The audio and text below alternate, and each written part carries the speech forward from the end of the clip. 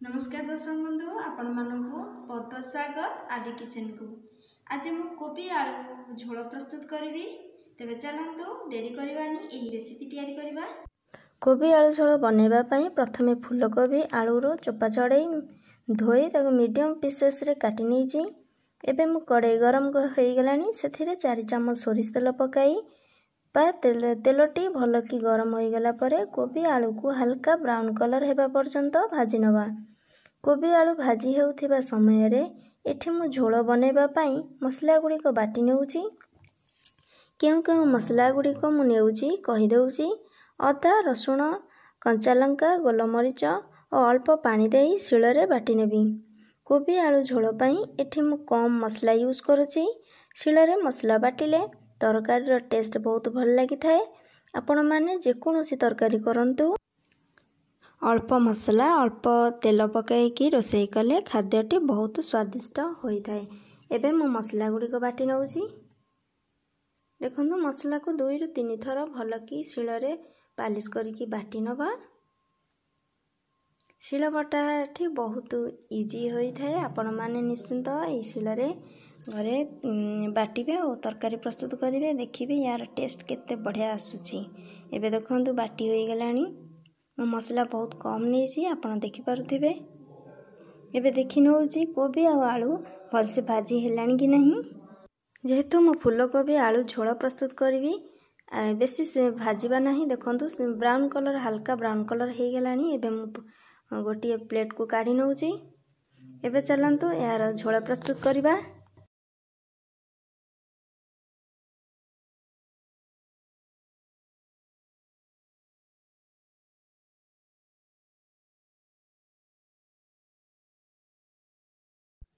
प्रथमे 3 चम्मच सोरिष तेल पकाइबा।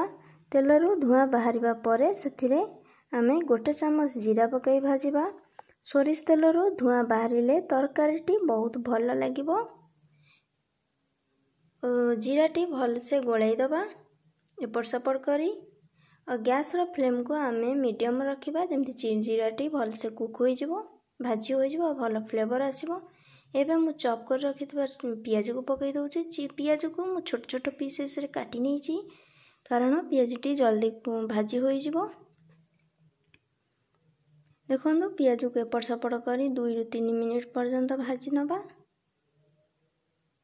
पियाज रे मॉइस्चराइजर अछि सेति पई भाजीबा पई टाइम दरकार। पियाजटी को ब्राउन कलर हबा पर्यंत भाजीबा। पियाजटी ब्राउन कलर भलिया भाजी होई गला परे ग्रेवी रो कलर बहुत भल आसी थाए रेड भी होई पारे। एबे देखंतु ब्राउन कलर हेई बरानी। एठी मु अल्प रेड चिली पाउडर पकोउची कारण मु बेसी पाउडर पकोउनी। एबे मु पाटी के रखितबा पेस्ट पकई दउची अदा पियाज रसुण पेस्ट। यह को 2 रु 3 मिनिट पर्यंत एई बळे गोळै नबा और मसला पानी को एते पकाई कि यह को भल से गोळै नबा। 1 चम्मच धनिया पाउडर 1 चम्मच हल्दी पाउडर जीरा पाउडर पकाई मसला को गोलाई दबा। मसला रे अल्प पानी दे गैस रो फ्लेम को लो रखिबा घोड़ाई दबा 5 मिनिट। मसला को मझिरे मझिरे प्लेट काढ़ी देखुथिबा नहले मसला गुडी को कड़ाई रे लागि जिवो। ध्यान रखिबा एही टिप्स को करी सेतबेले टेस्ट होई थाए जेतबेले रोसई रे कला बेले रोसई रे फोकस टी रही थाए और रोसई करिबा टाइम रे हमको बहुत पेशेंस रखिया पड़िबो। मसला को भल से कुक कले ही तरकारी रो टेस्ट बढ़ी थाए।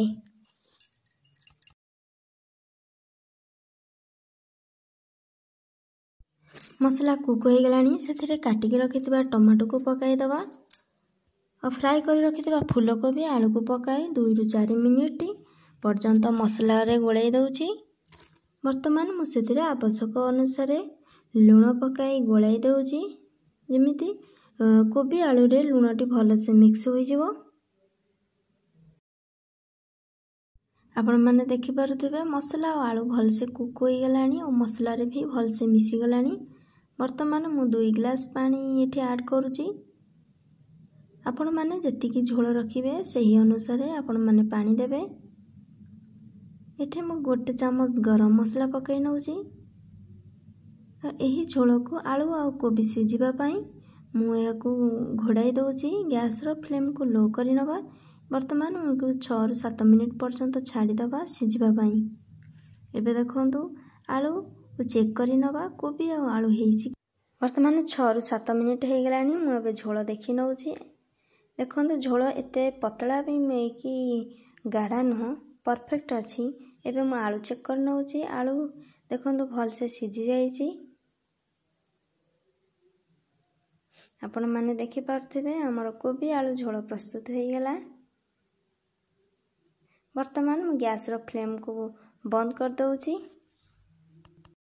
एही फूलकोबी आलू झोल प्रस्तुत हो गला। एठी कोनोसी मसला व्यवहार होई नै। घर तयारी मसला रे कोबी आलू झोल प्रस्तुत होईची। आपण माने एही मसला को सब पकई एही प्रणाली रे झोल प्रस्तुत करिवे और खाइबे। एही करीटी केमिति लागिला निश्चय आपण मानकर अनुभूति मो सहित शेयर करिवे।